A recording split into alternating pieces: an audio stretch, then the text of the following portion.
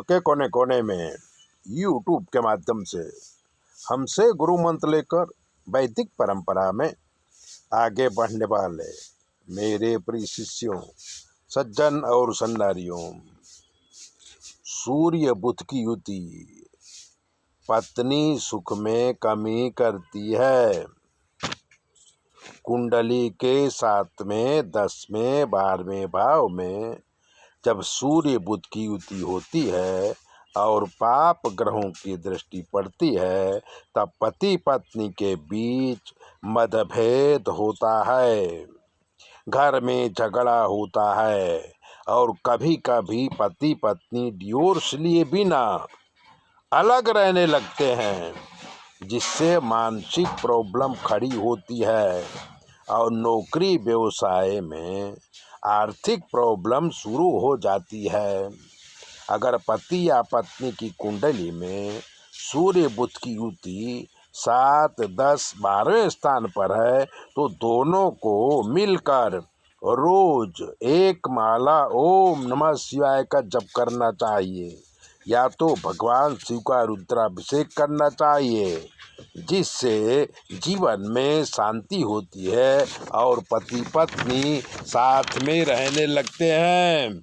एक दूसरे के साथ रहकर वो जीवन को अच्छा बना सकते हैं।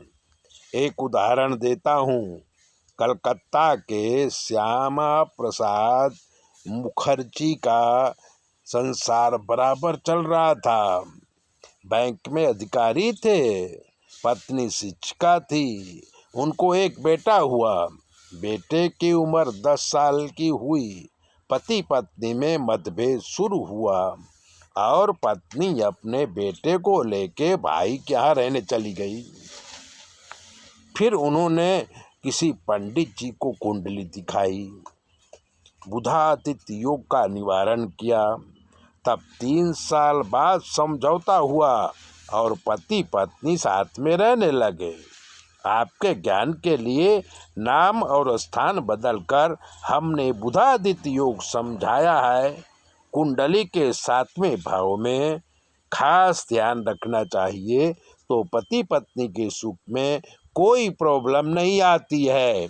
ऐसे ही अपनी कुंडली दिखाने के लिए और अपने ग्रहों को शांत कराने के लिए आप 9825200108 पर फ़ोन करके कुछ भी पूछ सकते हैं। हम आपको बताएंगे कि आपके जीवन में क्या कष्ट है और आपको क्या करना चाहिए। चैनल सब्सक्राइबर करना न भूलें।